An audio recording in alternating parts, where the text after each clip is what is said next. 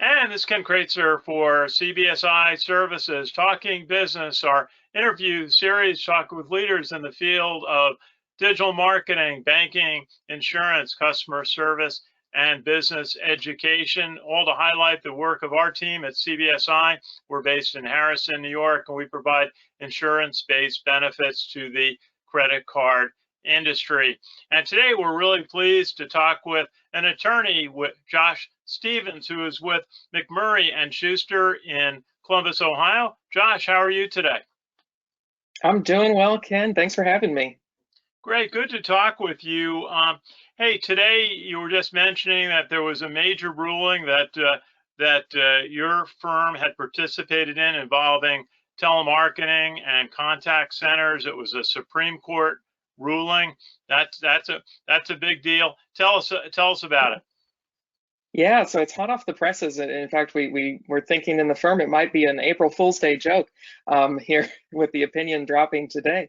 But it's the Facebook v. Duguid case, which was resolving a circuit split related to the definition of an automatic telephone dialing system, which has been a sore spot for anyone who uses telemarketing or telecommunications as part of a customer engagement strategy for years.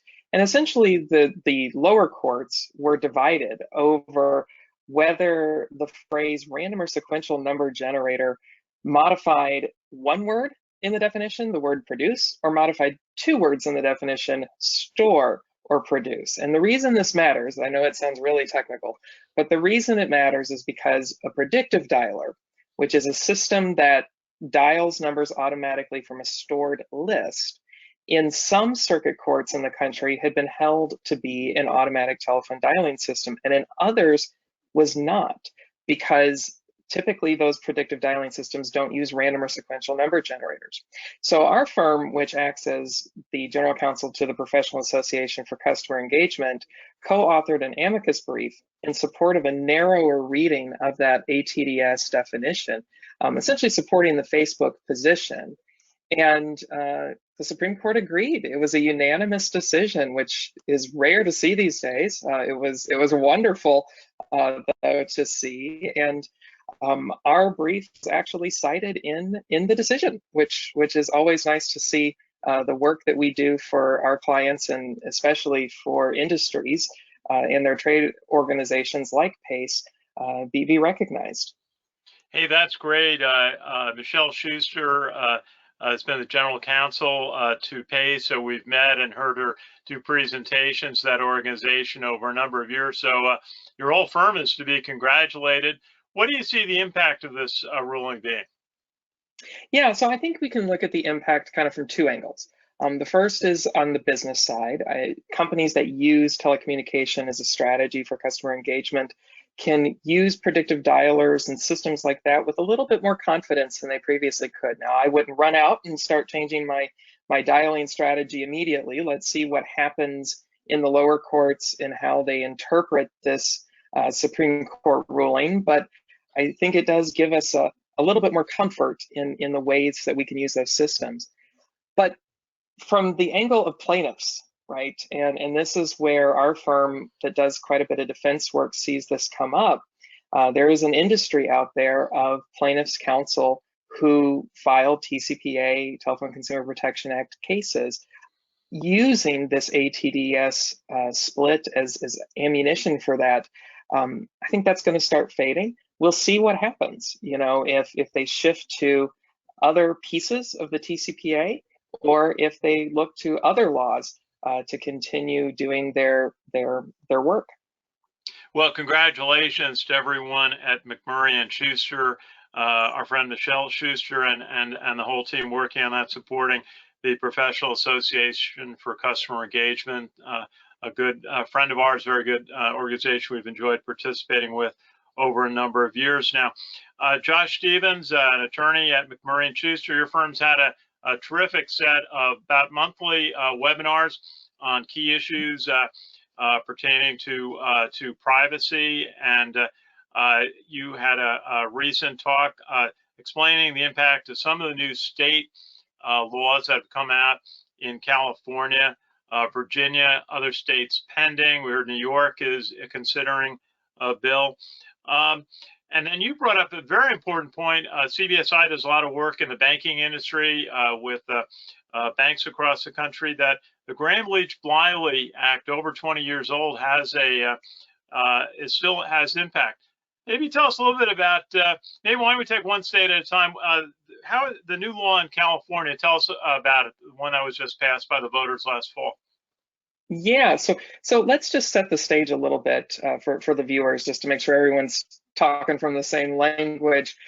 The California Consumer Privacy Act, which passed in 2018, is the law that's currently in effect, and that's the one that we've all seen, businesses updating their websites to add "do not sell my personal information" links, adding information about some consumer rights related to access, deletion, and so forth. In November, the voters approved what's called the California Privacy Rights Act, and that law builds on the CCPA to add additional rights for consumers related to the correction of their information. It also adds restrictions around the sharing of information, protects sensitive data, which has a specific definition under the law and gives consumers extra protections related to that. But one of the key things I think for your audience, Ken, is how Graham Leach Bliley is going to interplay with this framework.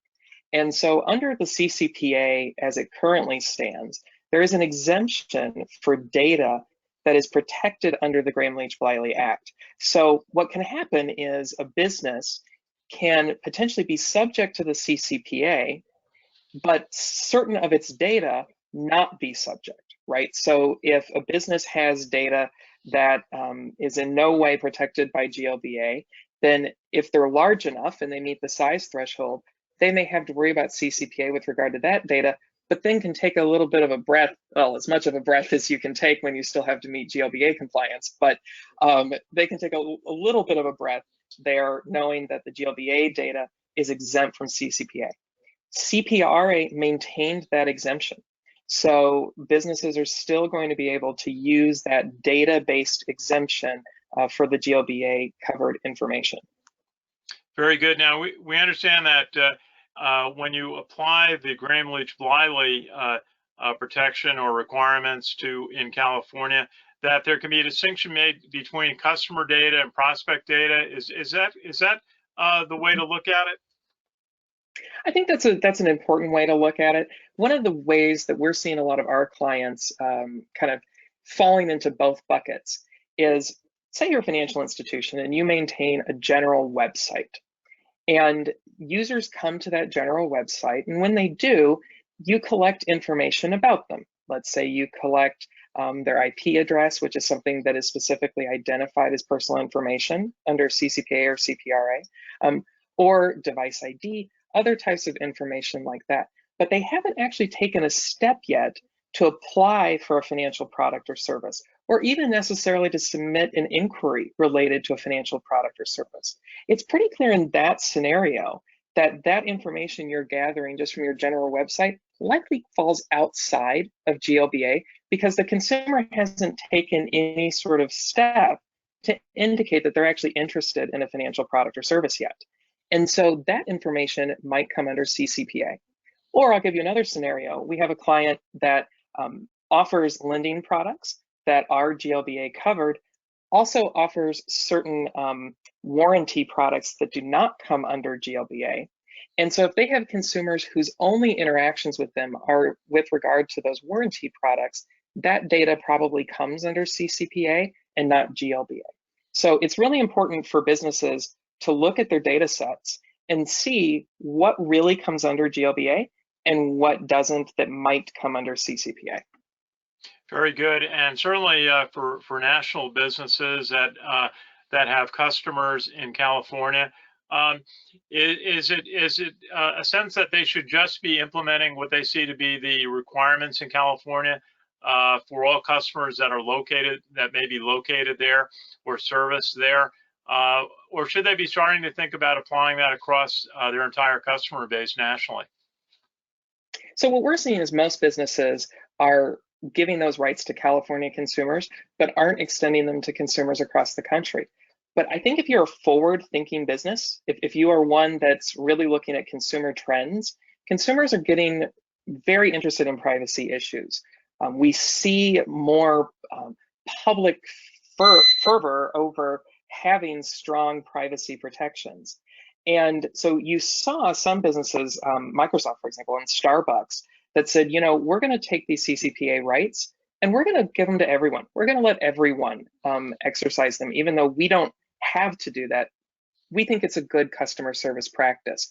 And I think if you're a forward-looking business, you should probably start thinking about that, because, and this might be segueing into something we might talk about later, is we're starting to see other states copycatting California.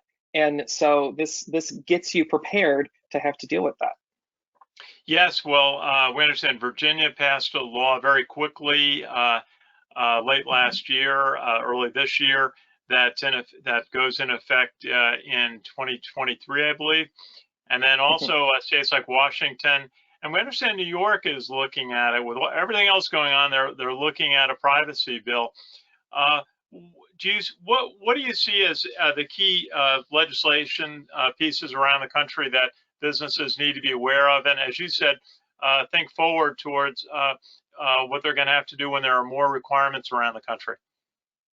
Yeah, so obviously Virginia first, because that bill actually has passed and does come into effect January 1, 2023. It's similar to California's CCPA and CPRA regime in many respects, but does have a few key differences. One key difference for this audience is with GLBA.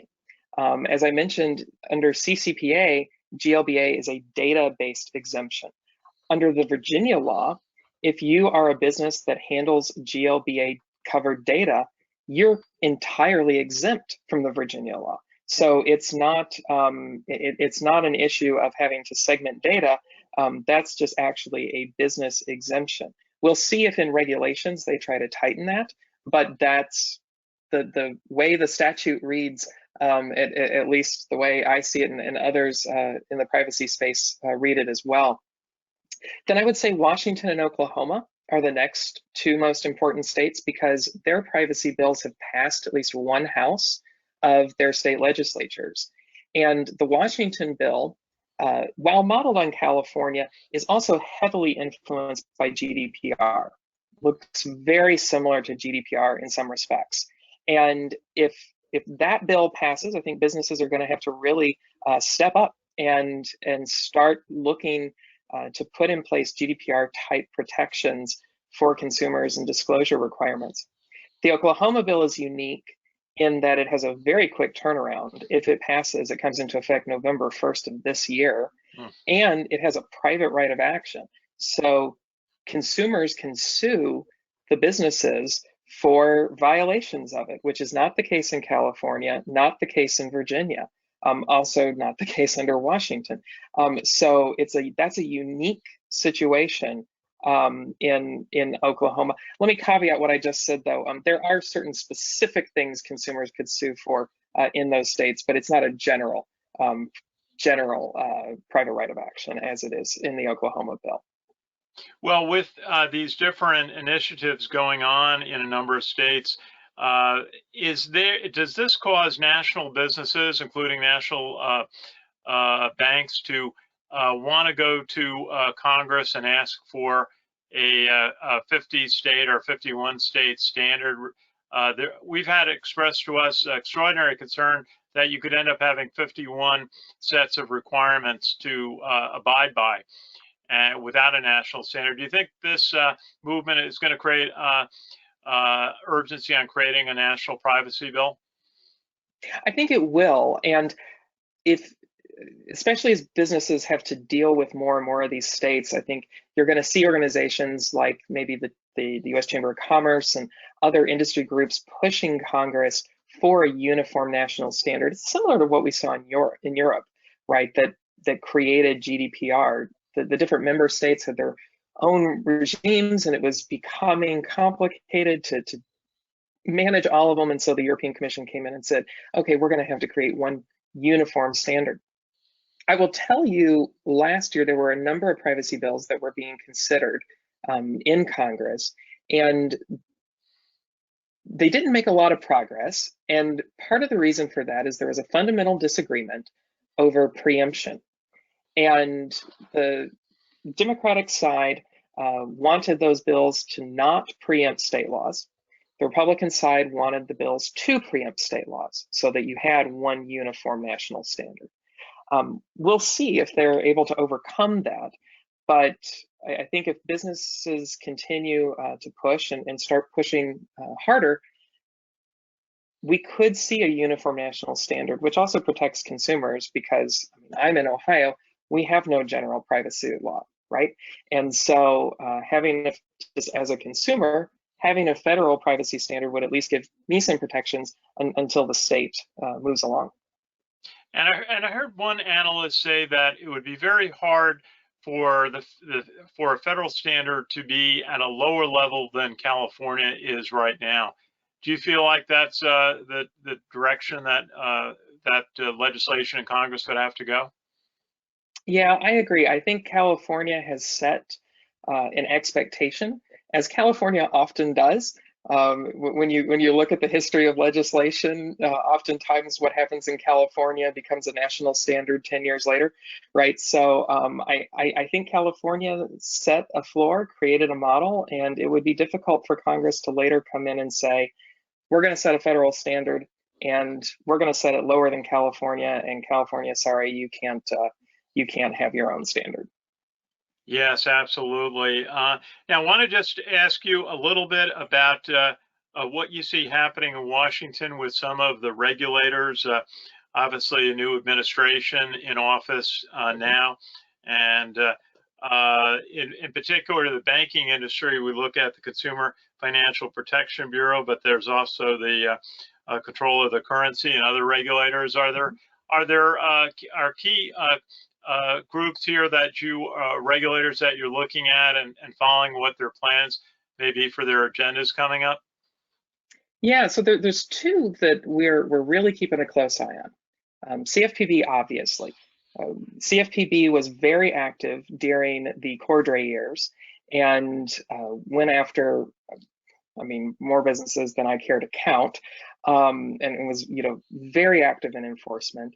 And then it sort of faded during the Trump administration under Mulvaney and Kraetzer. It took us a back seat a little bit. We did get those debt collection rulemaking regs finally out, but otherwise they kind of took the foot off the gas.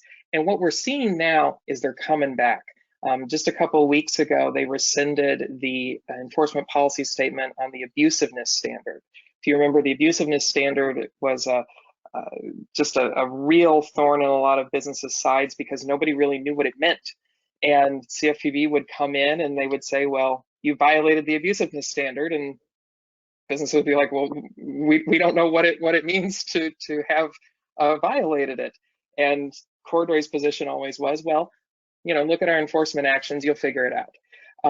And so during the Trump era, the enforcement policy statement, which came in at the very tail end, said, we're going to back off that a little bit. We're going to only use it in limited circumstances.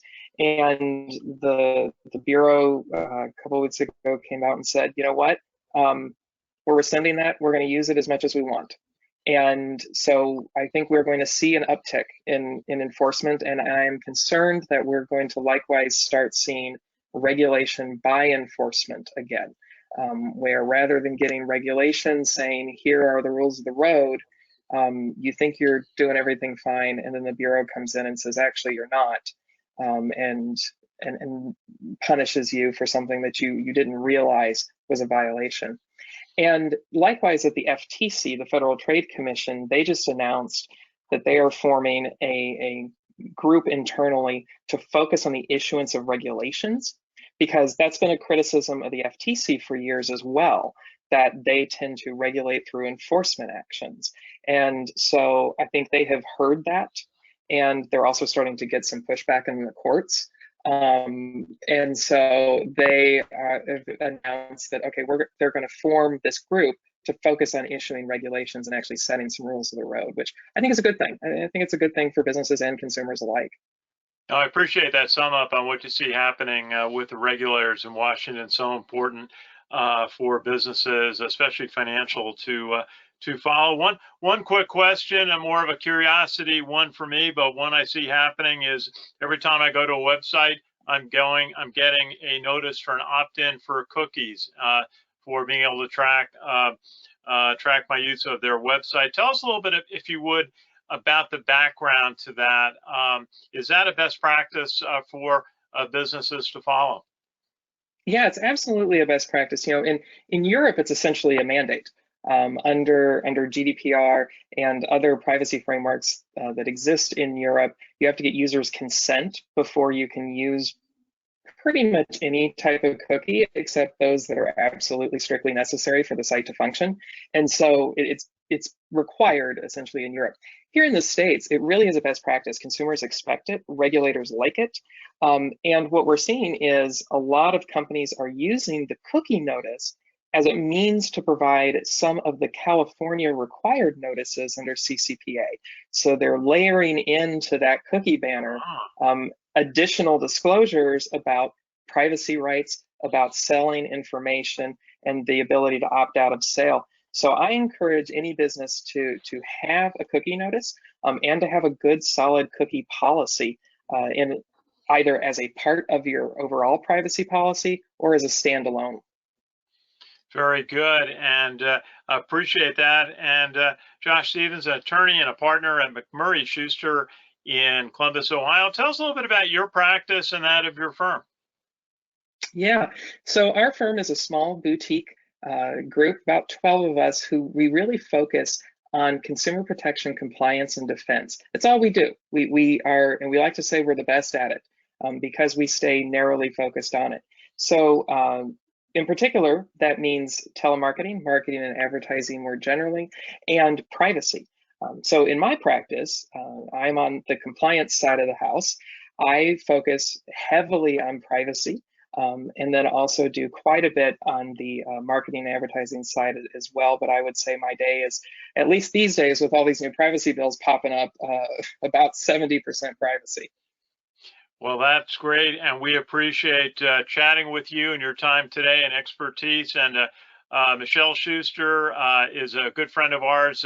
I've heard her present often to the PACE Customer Service Group, the Professional Association for Customer Engagement. And maybe a final thought on your legal team, the success your brief had at the Supreme Court today. Thank you. Yeah, it is wonderful to see that work be recognized, be able to make a difference for our clients. And we so many times representing businesses, it's a little bit of a knockdown, drag out. So being able to have a win is something to celebrate. A unanimous ruling from the Supreme Court. Just tell the audience the name of the case again. Yeah, it's Facebook v. Duguid, D-U-G-U-I-D, and it was released this morning. Justice Sotomayor authored the opinion. Wow, that's a big time event, and congratulations to you and your team at MacMurray and Shuster. Thanks again, Josh Stevens, a partner, attorney, graduate of the University of Cincinnati. Really enjoyed speaking with you today. Thanks, Ken. It was great. Our pleasure. And this is Ken Kraetzer for CBSI Services Talking Business, our interview series, talk with leaders in marketing and digital marketing, banking, insurance, and business education, and all to highlight the great work done by our team at CBSI during this pandemic period, taking care of our customers and clients. So we'll be back with another episode very soon. And from my home office in White Plains, New York, for CBSI Services, this is Ken Kraetzer.